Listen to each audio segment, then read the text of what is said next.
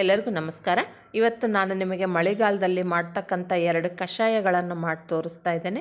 ಮೊದಲನೇದಾಗಿ ಜೀರಿಗೆ ಕಷಾಯವನ್ನು ಮಾಡಿ ತೋರಿಸ್ತಾ ಇದ್ದೇನೆ. ನಂತರ ಶುಂಠಿ ಕಷಾಯವನ್ನು ಮಾಡಿ ತೋರಿಸ್ತಾ ಇದ್ದೇನೆ. ಈಗ ಮಳೆಗಾಲ ಪ್ರಾರಂಭ ಆಗಿದೆ. ಮಳೆಗಾಲ ಪ್ರಾರಂಭ ಆದರೆ ಪಿತ್ತ ಮತ್ತು ಕಫ ದೋಷ ನಮ್ಮ ದೇಹದಲ್ಲಿ ಜಾಸ್ತಿ ಆಗುತ್ತೆ.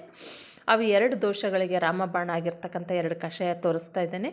ಮೊದಲಿಗೆ ಜೀರಿಗೆ ತೊಗೊಂಡಿದ್ದೇನೆ, ಬೆಲ್ಲ ತೊಗೊಂಡಿದ್ದೇನೆ, ಸ್ವಲ್ಪ ಹಾಲು ತೊಗೊಂಡಿದ್ದೇನೆ. ಜೀರಿಗೆ ಕಷಾಯ ಮಾಡ್ಕೊಳೋದಕ್ಕೆ ನಾವು ಜೀರಿಗೆಯನ್ನು ಪುಡಿ ಮಾಡ್ಕೊಳ್ಬೇಕಾಗುತ್ತೆ.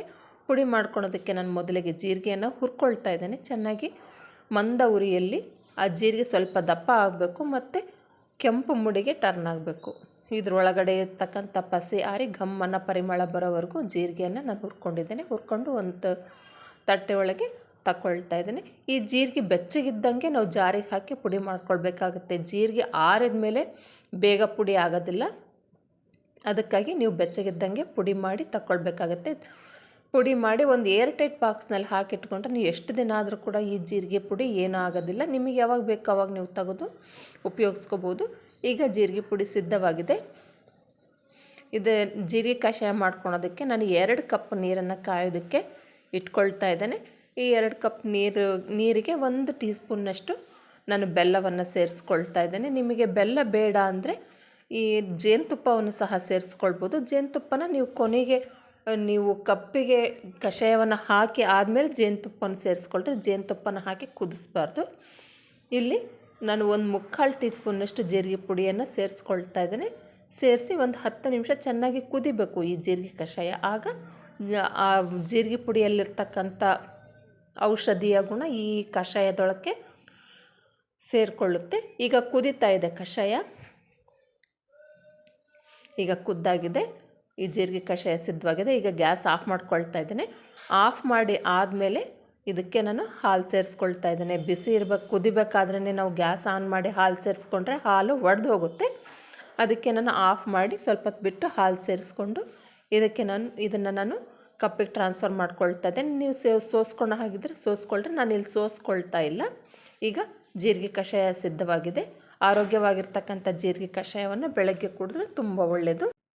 ಈಗ ನಾನು ಶುಂಠಿ ಕಷಾಯವನ್ನು ಮಾಡಿ ತೋರಿಸ್ತಾ ಇದ್ದೇನೆ. ಈ ಶುಂಠಿ ಕಷಾಯ ಮಾಡ್ಕೊಳೋದಕ್ಕೆ ನಾನು ಇಲ್ಲಿ 2 ಕಪ್ನಷ್ಟು ನೀರನ್ನು ಕಾಯೋದಕ್ಕೆ ಇಟ್ಕೊಂಡಿದ್ದೇನೆ.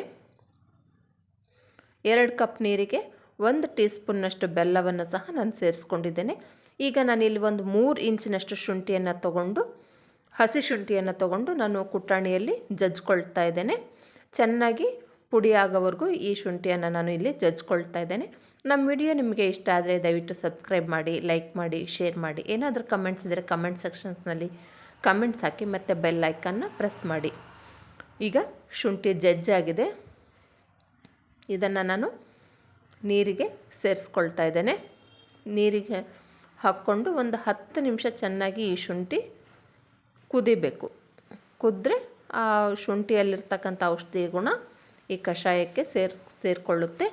ಈ ಹಸಿ ಶುಂಠಿಯಿಂದ ನಾನು ಇಲ್ಲಿ ಕಷಾಯವನ್ನು ಮಾಡ್ಕೊಳ್ತಾ ಇದ್ದೇನೆ. ಒಣಶುಂಠಿ, ಕೊತ್ತಂಬರಿ ಕಾಳು, ಜೀರಿಗೆ, ಕಾಳುಮೆಣಸಿಂದನೂ ಮಾಡ್ತಾರೆ. ಅದನ್ನು ಸಹ ಮುಂದಿನ ವೀಡಿಯೋದಲ್ಲಿ ನಾನು ತೋರಿಸೋ ಪ್ರಯತ್ನ ಮಾಡ್ತೀನಿ. ಈಗ ಶುಂಠಿ ಕಷಾಯ ಕುದ್ದಾಗಿದೆ. ಇದನ್ನು ನಾನು ಆಫ್ ಮಾಡಿಕೊಂಡು ಒಂದು ಕಪ್ಪಿಗೆ ಸೋಸ್ಕೊಳ್ತಾ ಇದ್ದೇನೆ. ಇದಕ್ಕೆ ನೀವು ಹಾಲು ಬೇಕಿದ್ರೆ ಸೇರಿಸ್ಕೊಳ್ಬೋದು.